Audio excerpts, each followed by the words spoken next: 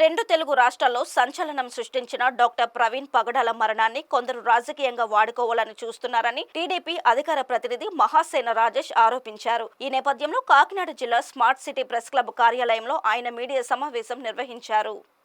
ఈ సందర్భంగా ఆయన మాట్లాడుతూ ప్రవీణ్ రోడ్డు ప్రమాదంలో చనిపోయినట్టు ప్రాథమికంగా పోలీసులు నిర్ధారించినా అన్ని కోణాల్లో విచారణ చేసి మరొకసారి కూడా ప్రమాదం వల్లే చనిపోయినట్లు నిర్ధారించారు. కానీ కొంతమంది మత విద్వేషాలు రెచ్చగొట్టే విధంగా హత్య అని ప్రచారం చేసి క్రైస్తవులను తప్పుదోవ పట్టిస్తున్నారని మండిపడ్డారు. మీ దగ్గర ప్రవీణ్ హత్యకు ఏదైనా ఆధారాలు ఉంటే పోలీస్ శాఖకి అందించాలని విజ్ఞప్తి చేశారు. చనిపోయిన ప్రవీణ్తో కొంతమంది శవరాజకీయాలు చేస్తున్నారని ఆరోపించారు. అందరికీ జై భీమ్. అందరికీ నమస్తే అండి. మీడియా మిత్రులందరికీ ఈరోజు ఈ మీడియా సమావేశం ఏర్పాటు చేయడానికి గల కారణం, గత కొన్ని రోజులుగా ఆంధ్ర తెలంగాణలో సంచలనం రేపుతున్న పాస్టర్ ప్రవీణ్ గారి డెత్ మిస్టరీ. ఆయన రాజమండ్రి దగ్గర ఆయన చనిపోవడం జరిగింది. తద్వారా చాలామంది అది హత్య ఏమో అని చెప్పి ఆంధ్ర తెలంగాణలో ఉన్న క్రైస్తవులందరూ చాలా ఆందోళన చెందారు. వాళ్ళు ర్యాలీలు చేశారు, ప్రభుత్వానికి వినతులు అందించారు. అయితే ఈ సంఘటనని కొద్దిమంది కావాలని తప్పుదారి పట్టించడానికి ఇప్పటికి కూడా ప్రయత్నిస్తున్నారు. అలాంటి ప్రతి ఒక్కరికి కూడా తెలుగుదేశం పార్టీ అధికార ప్రతినిధిగా నేను తెలియజేసే విషయం ఒకటే.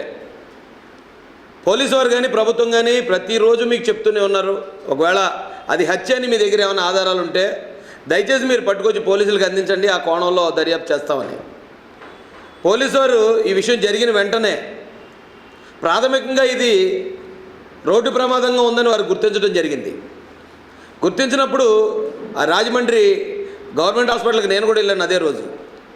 ఆ రోజు నేను అక్కడ చూసిన తర్వాత పోలీసు వారి వివరాలు తీసుకున్నాక అక్కడ సిచ్యువేషన్ అంతా నేను పరిశీలించాక ఇది 90% యాక్సిడెంట్ లాగే కనిపిస్తుంది, ఎవరో ఆందోళన చెందొద్దని మేము అక్కడ మాట్లాడడం జరిగింది. మరుసటి రోజు పోలీసు వారు ఇచ్చిన ప్రాథమిక సమాచారం మేరకు గౌరవ మంత్రివర్యులు నారా లోకేష్ గారు కూడా ట్వీట్ చేశారు.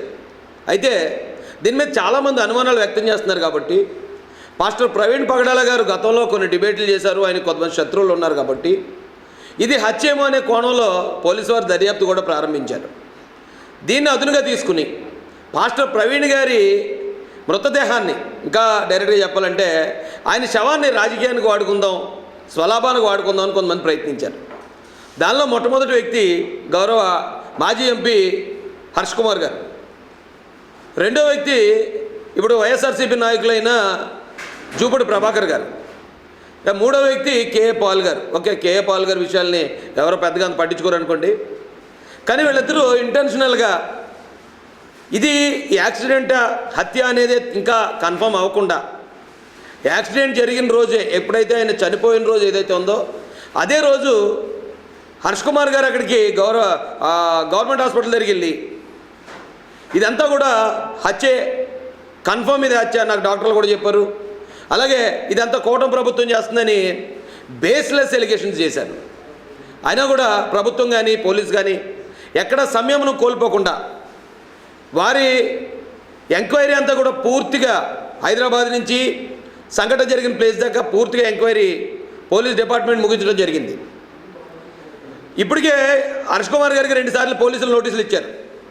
మీరు డైరెక్ట్గా అది హత్యాన్ని కన్ఫర్మ్ చేస్తున్నారు, మీరు పోస్ట్మార్టం చేసిన డాక్టర్లను బెదిరిస్తున్నారు, పోలీసు వారి మీద బేస్లెస్ ఎలిగేషన్ చేస్తున్నారు, ఇది గవర్నమెంటే చేసింది అంటున్నారు, తెలంగాణలో రీపోస్ట్మార్టం చేస్తాను అంటున్నారు. మీ దగ్గర ఆధారాలు ఉంటే వచ్చి పోలీసులకు ఇవ్వండి అని చెప్పినప్పుడు హర్ష్ కుమార్ గారికి కొవ్వూరు డిఎస్పీ దేవకుమార్ గారికి ఎంత దూరం ఉందండి? 10 కిలోమీటర్లు వెళ్ళి ఎందుకు మీరు ఆధారాలు ఇప్పటివరకు సబ్మిట్ చేయలేదు? మీ దగ్గర ఆధారాలు లేనప్పుడు ఎందుకు ఆంధ్ర తెలంగాణలో ఉన్న క్రైస్తవ సమాజాన్ని మొత్తం తప్పుదారి పట్టించే విధంగా మీరు ఎందుకు మాట్లాడారు? నేను క్లియర్గా అడుగుతున్నాను. ఈరోజు నేను డిమాండ్ చేస్తాను మిమ్మల్ని. మీకు ఇది హత్య కాదు, ఇది ప్రమాదమే అని చెప్పి మీకు ఆ పోస్ట్మార్టం చేసిన రోజే తెలుసు. మీకు తెలుసు అంటే నా దగ్గర ఆధారాలు ఉన్నాయి. మీకు తెలిసి కూడా దీన్ని హత్యగా నమ్మించడానికి, క్రైస్తవుల్ని ప్రభుత్వం మీదకి రెచ్చగొట్టడానికి, ఇక్కడ క్రైస్తవులు హిందువుల మీదకి రెచ్చగొట్టి శాంతి భద్రతల సమస్యలు తీసుకురావడానికి, మత కల్లోలాలు సృష్టించడానికి ఈ హర్ష్ కుమార్ గారు కానీ లేదా జూపూడి ప్రభాకర్ గారు కానీ కేఏ పాల్ గారు కానీ ఎందుకు ప్రయత్నించారో ప్రజలందరికీ మీరు తెలియజేయాల్సి ఉంది.